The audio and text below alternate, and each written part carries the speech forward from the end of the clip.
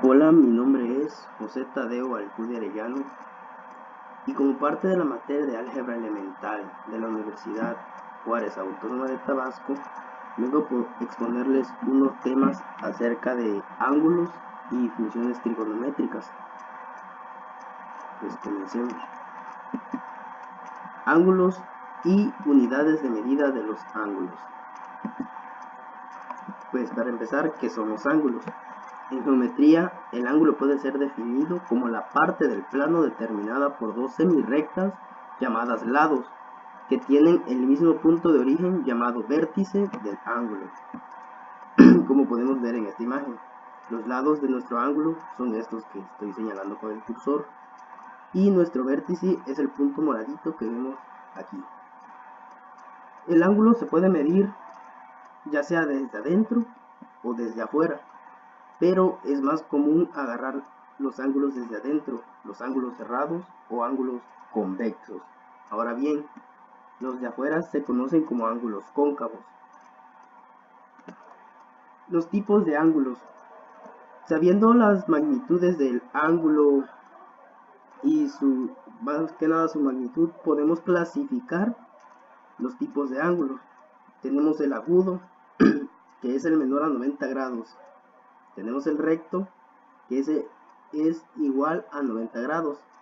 Tenemos el obtuso, que es mayor a 90 grados. Tenemos el llano, que es igual a 180 grados y es la línea recta prácticamente. El mayor de 180 grados es el cóncavo, no lo dice aquí, pero se llama cóncavo. Y el completo es el de 360 grados. El completo es cuando ya prácticamente las dos líneas se unen en un mismo lugar formando una sola línea o completando la vuelta como se ve en esta imagen. Bien. Las unidades de medida de los ángulos. Los ángulos tienen tres unidades de medida, las cuales veremos ahorita. La primera es el radián. El radián es una unidad de medida del Sistema Internacional de Unidades. Es el ángulo de la circunferencia que abarca un arco de la longitud igual al radio de la misma. Cabe resaltar que el radián es la única reconocida por el Sistema Internacional de Unidades. Por lo tanto, las otras dos, que son los grados y los gradianes, pues esas no son reconocidas y es más, digamos que más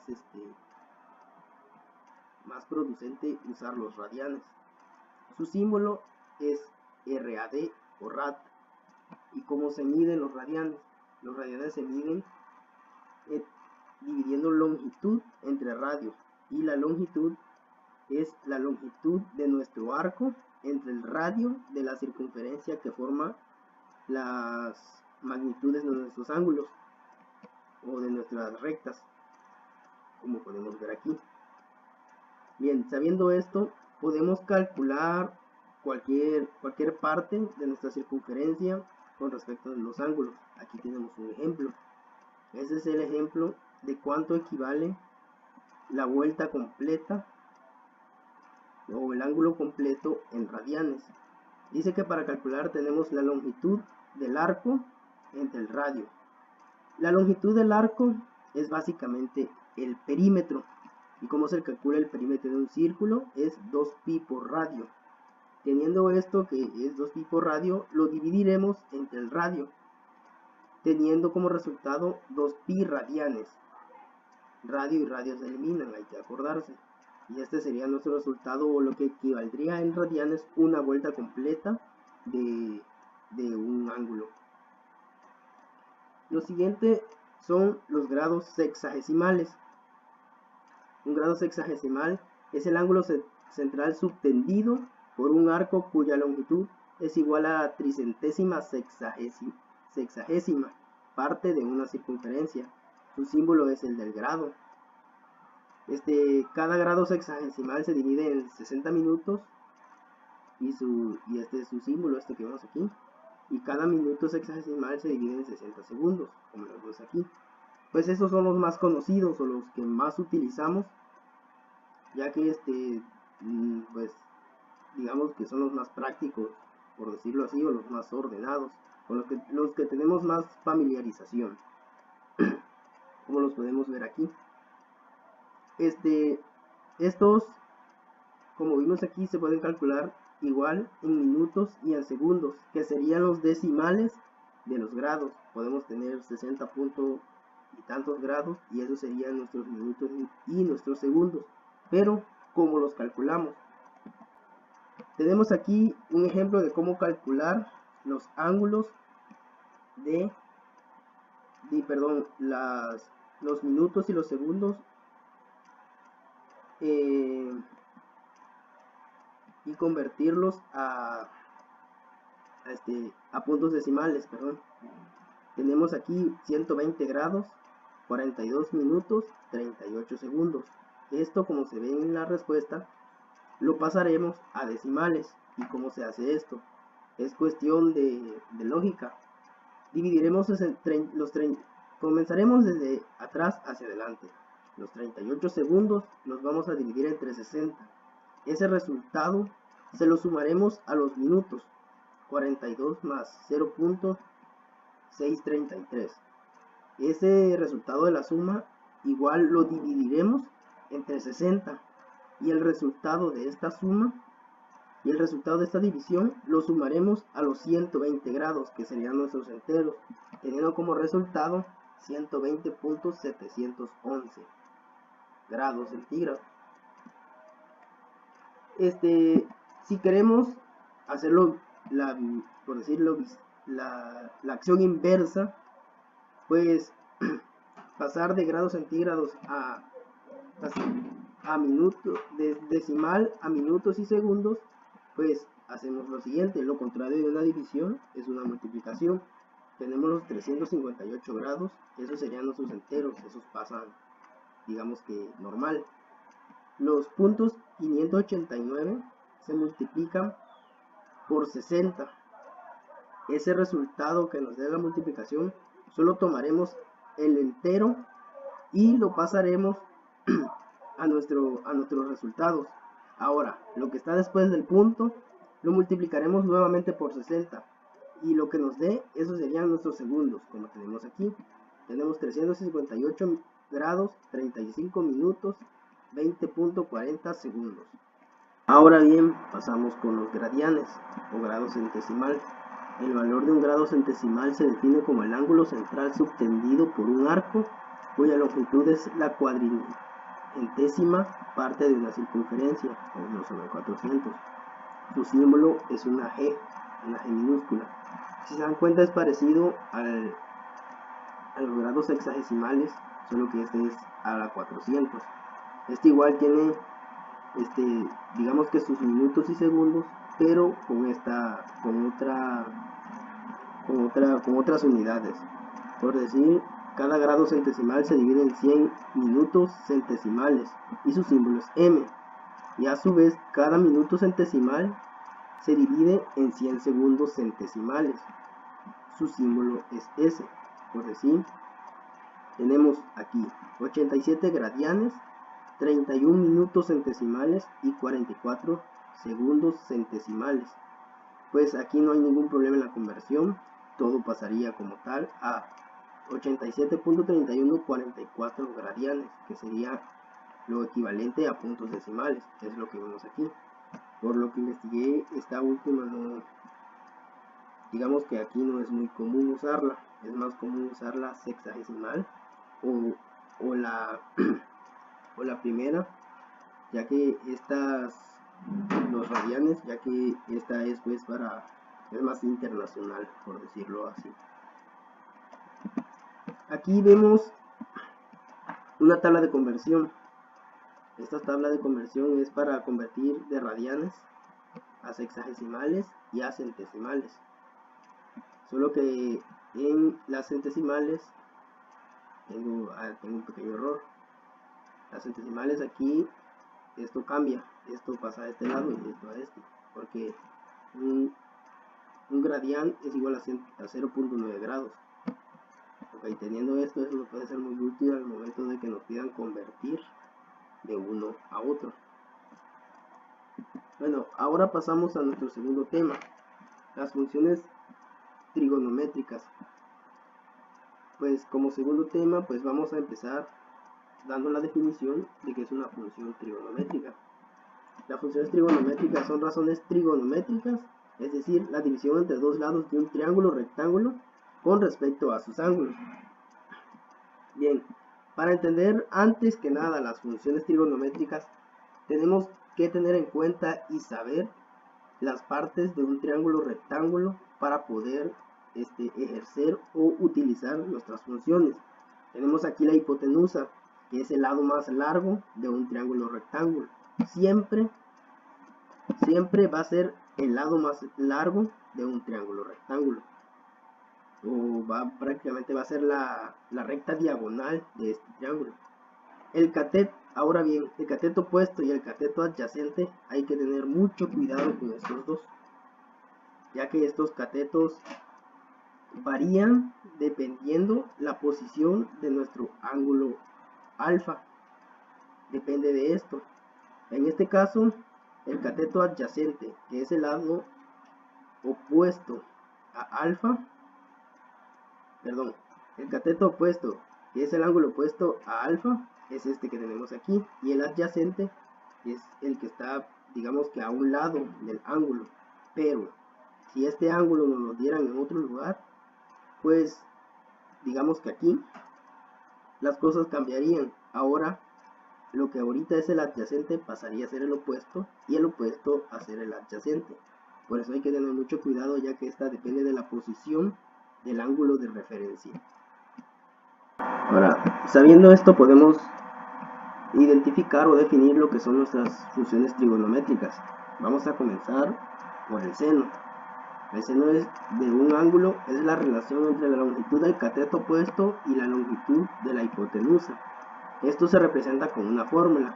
El seno de alfa, como vemos aquí en esta imagen, es el cateto opuesto, que sería este, sobre la hipotenusa, que sería digamos que nuestra línea más larga, que podría ser simplificado como A entre H, la A del cateto opuesto y la H de la hipotenusa. El coseno es la relación entre la longitud del cateto adyacente y la longitud de la hipotenusa. Aquí todo esto puede llegar a confundir un poco, ya que todas las 6 prácticamente son parecidas, pero no se las tenemos que aprender para poder desarrollar algunas operaciones que nos piden algunos problemas. Bueno, sigamos. El coseno de alfa es el cateto adyacente sobre la hipotenusa. El adyacente es el que está, digamos que al lado de nuestro ángulo, sobre la hipotenusa. Es nuestro coseno, B entre H. Los siguientes son el tangente y el cotangente. Tangente es la relación entre la longitud del cateto opuesto y cateto adyacente. Aquí lo tenemos, la fórmula. Cateto opuesto, cateto adyacente, una división. Opuesto entre adyacente, o A entre B en este caso. Y la cotangente es la inversa de la tangente. Esto puede facilitar al momento de aprenderlo. Lo tenemos aquí, adyacente entre el opuesto, y acá es opuesto entre adyacente. Simplemente es la inversa de la tangente, como lo tenemos aquí. Los últimos son secante y cosecante. Es la relación entre la longitud de la hipotenusa y la longitud del cateto adyacente. Secante está dado por la división hipotenusa entre cateto adyacente. Hipotenusa, cateto adyacente. Y la cosecante es lo mismo, solo que dividiremos entre el cateto opuesto. La hipotenusa entre el cateto opuesto, o H entre A en este caso.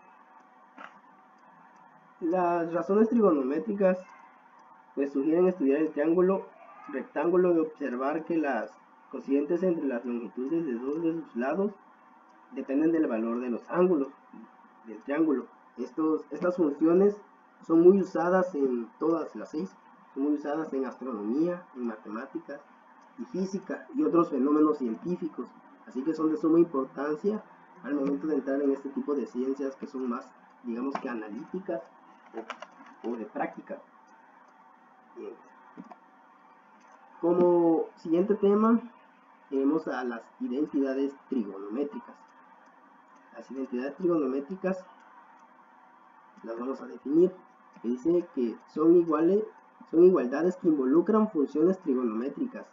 Estas identidades son siempre útiles para cuando necesitamos simplificar expresiones que tienen incluidas funciones trigonométricas. Estas expresiones pues son siempre útiles para cuando necesitamos simplificar expresiones que tienen incluidas funciones. Para simplificar expresiones trigonométricas utilizaremos estas técnicas en conjunto con las identidades trigonométricas, o sea que las funciones y las identidades tienen que ver algo aquí. Estas funciones, más que nada, coseno, seno y tangente, que serían como las más usuales o las más importantes al momento de hacer estas identidades. Estas hacen referencia a las funciones trigonométricas, como ya lo decía, variables que pueden encontrarse en una figura geométrica. Bien, ¿y cuáles son estas? Son 3 tipos y pues cada tipo se divide en sus grupos. Aquí tenemos las identidades recíprocas. Se cumplen para cualquier ángulo en el cual el denominador no sea 0. Entonces son recíprocas, que son estas que tenemos aquí. El seno de teta por coseno de teta, cosecante de teta, perdón, es igual a 1. Acá tenemos coseno de teta por secante de teta igual a 1. Y la última es tangente de teta por cotangente de teta igual a 1. Estas y las otras fórmulas que vienen a continuación son muy importantes son muy importantes aprendérselas, porque con estas y las demás vamos a simplificar grandes operaciones, porque haremos igualdades y simplificaciones de esas fórmulas para luego obtener fórmulas más fáciles o más rápidas de resolver. Las siguientes son las identidades pitagóricas o relaciones pitagóricas. Con estas es posible encontrar otras identidades y demostrar algunas identidades trigonométricas. Se les denomina de esta manera porque son el producto de la aplicación del teorema de Pitágoras con las razones trigonométricas. Estas son las que establecen que si tenemos los catetos podemos saber la hipotenusa. Y si tenemos la hipotenusa y uno de los catetos, podremos obtener el resultado de los otros catetos.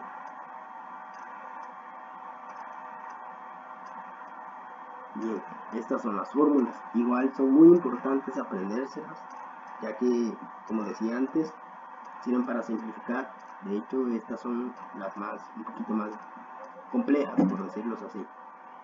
Tenemos que seno al cuadrado de teta más coseno al cuadrado de teta es igual a 1. La segunda dice que tangente al cuadrado de teta más 1 es igual a secante al cuadrado de teta. Y la última es 1 más cotangente al cuadrado de teta es igual a cosecante al cuadrado de teta. Bien. La última parte de identidades trigonométricas son las identidades por cociente, denominadas así porque cada una de ellas representa la división o cociente entre otras dos razones trigonométricas, que son las que vemos aquí. Simplemente son dos. Tangente de alfa, que en este caso es alfa, es seno de alfa entre coseno de alfa.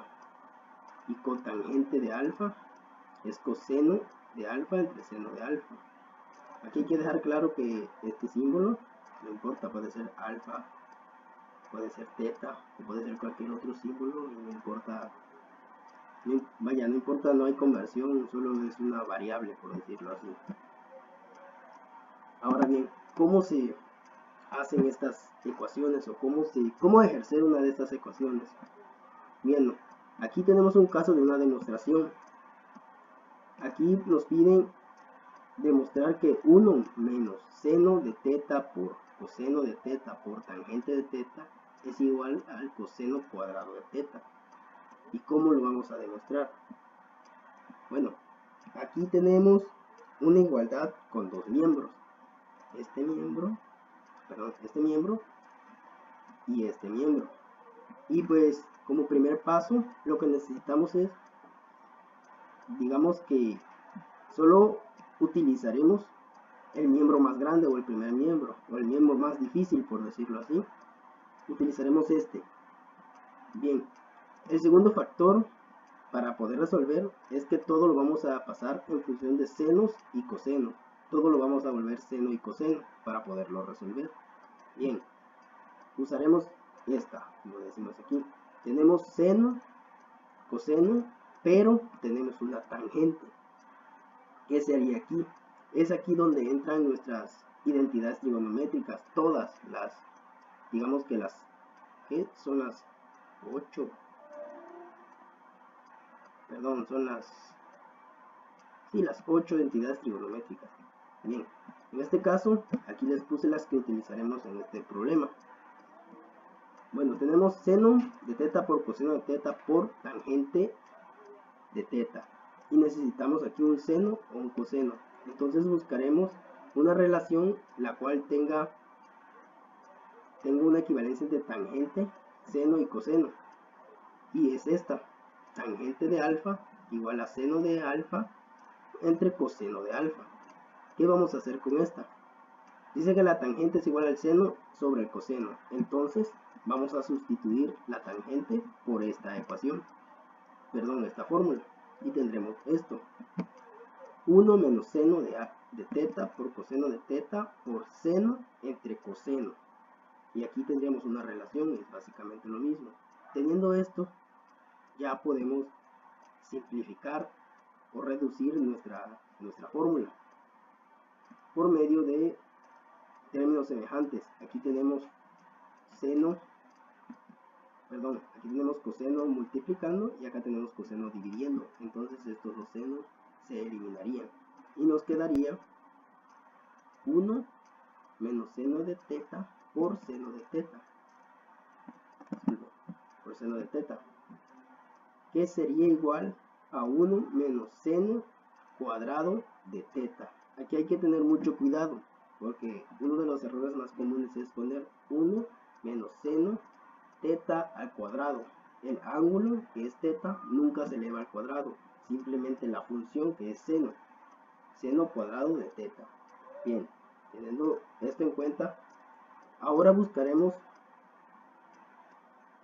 una relación la cual tenga dentro o tenga una relación con 1 menos seno cuadrado de teta, la cual una ecuación la cual incluya estos dos factores. Y pues utilizaremos las pitagóricas, que son las que tienen más relación, que es esta que vemos aquí. Seno cuadrado de teta más coseno de teta es igual a 1. Lo que vamos a hacer es despejar esta ecuación. Despejaremos seno cuadrado. Lo tenemos aquí. Despejando seno cuadrado de teta, obtendremos que 1 es menos coseno cuadrado de teta es igual a seno cuadrado. Entonces, una vez teniendo este despeje de esta ecuación, lo mismo, sustituimos seno cuadrado y tenemos esto. Es esto. 1 menos, paréntesis, 1 menos coseno cuadrado de teta, cerramos paréntesis. Ya aquí resolvemos. Multiplicamos 1, es positivo, queda normal. Y aquí multiplicamos el signo por toda la fórmula. 1 menos 1 menos por más es menos. Aquí es menos por menos más. Entonces cambiarían los signos y nos quedaría así. 1 menos 1 más coseno cuadrado de teta. Ahora bien, aquí podemos simplificar porque 1 menos 1 es 0. Y coseno cuadrado pues quedaría solo. Y así llegaremos a nuestra solución. Coseno cuadrado de teta es igual a coseno cuadrado de teta. Y es así como demostramos que esto es igual a esto. Hay muchas otros tipos de operaciones, pero todos dependen de lo que te pidan, ya sea demostrar, reducir o igualar. Pero al fin y al cabo es lo mismo que tenemos que utilizar. Todas las fórmulas, hasta las que no incluí aquí, para poder resolverla y aprendérselas de memoria.